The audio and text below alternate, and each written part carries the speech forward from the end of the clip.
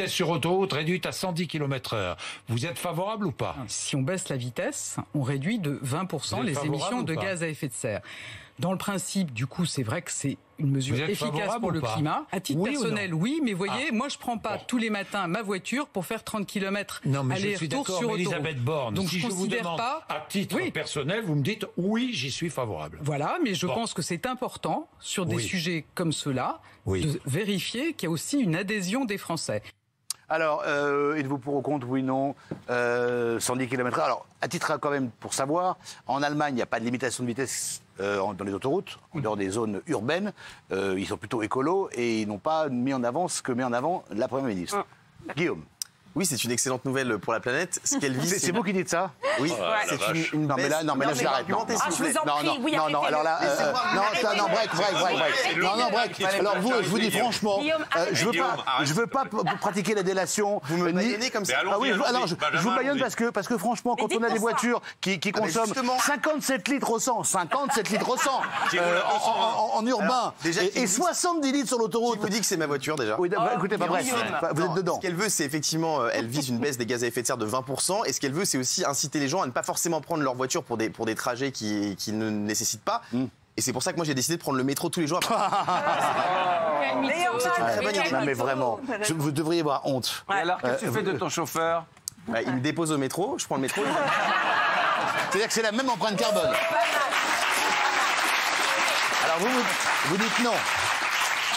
Je pense que la seule chose à qui ça va faire du bien, c'est aux caisses de l'État. Il va y avoir des radars partout, les gens vont se prendre encore des PV. Je pense qu'il y a vraiment un harcèlement en France des gens qui utilisent leur voiture et que la France est déjà la bonne élève du monde sur les empreintes carbone. Donc voilà, je trouve que c'est démagogique. Non, mais au-delà de l'empreinte carbone, surtout, il y a une réduction de la consommation de carburant. Quand vous allez moins vite, il y a une réduction. Alors ça, il y a un vrai débat parce que c'est pas forcément vrai. Parce que vous êtes plus haut dans les tours et quand on roule à 120 ou à 130 km/h, c'est pas toujours vrai pour tous les modèles. Mais non, quand tu pousses ta bagnole, tu uses plus d'essence. Les voitures qui font maintenant, toutes les bagnoles, elles vont à 200, 210, 230 km, même les petites voitures. Alors non, je suis pas d'accord avec vous. Dites une grosse bêtise. Oui, suivant. Non. Rappelez-vous, il y a eu quand même une grogne il n'y a pas si longtemps lorsqu'on a baissé la limitation à 80 km/h.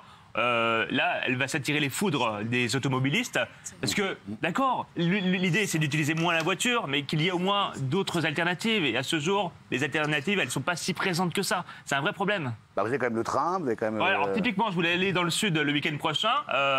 Les trains complets pendant les 4-5 jours. Désolé. Vous nous racontez votre vie en fait. Oui, non mais voilà, ça veut dire qu'il faut que l'alternative soit vraiment mise en place. Mais Maxime, t'as même pas de permis, chérie. Non, mais au moins il pollue pas. Oui, Magali. Oui, alors, je suis désolée, mais en vrai, 130, c'est rapide. Je suis désolée, quand il y a un accident à 130 km/h, c'est mortel. Donc, il n'y a pas de mal, en fait, à descendre à 110. Je pense que ça va tuer personne, au contraire. Donc, d'un point de vue écologique et surtout d'un point de vue sécurité... C'est sur l'autoroute. Mais...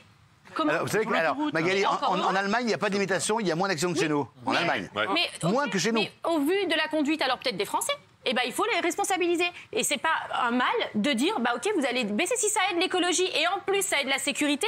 Mais quel est le problème? Et on est en pleine démagogie. Magali, pardon, mais 110 km/h sur l'autoroute, en fait, on n'a plus rien le droit de faire. C'est-à-dire que le peu de plaisir qu'ont encore les gens d'avoir une belle bagnole ou d'avoir d'autres trucs, c'est terminé. Mais pas du tout. Mais 110 km/h aujourd'hui, c'est la vitesse autorisée par temps de pluie. Et 130, donc ça veut dire quoi? Ça va être 110 et par temps de pluie, on va rouler à 90 sur... Il faut juste que les gens apprennent à conduire, soit sur les bonnes files et ne bloquent pas les files de gauche. Et effectivement, on rappelle une chose, c'est qu'il n'y a pas de limitation de vitesse en Allemagne et il y a moins d'accidents. Mais donc à un moment donné... Excusez-moi, alors je vais vous répondre ce que vous avez dit tout à l'heure. On s'en fout de l'Allemagne en fait. Ici, il y a des morts, il y a peut-être plus de morts justement. Mais ça n'a rien à voir. Sur l'autoroute, la limitation de vitesse n'a strictement rien à voir. Ça n'a rien à voir avec le nombre de morts. C'est juste... Non, ça n'a rien à voir. Tu regardes toutes les études la vitesse, c'est dangereux. Ce qui est dangereux, c'est les gens qui conduisent sans permis.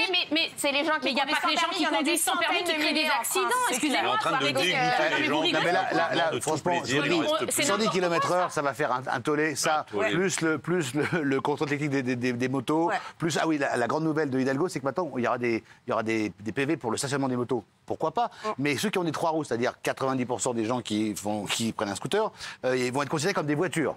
Ça arrive, ça. Mais en revanche, alors ça, c'est un vrai scandale. Ce que je me demande, c'est qu'après ce quinquennat très compliqué, est-ce que ça fait partie d'une des priorités du gouvernement? Attendez, c'était une mesure qu'elle avait annoncée précédemment. Oui, mais il y a 2 ans. La question est, va-t-elle la remettre? Oui, c'est ça, il y a 2 ans.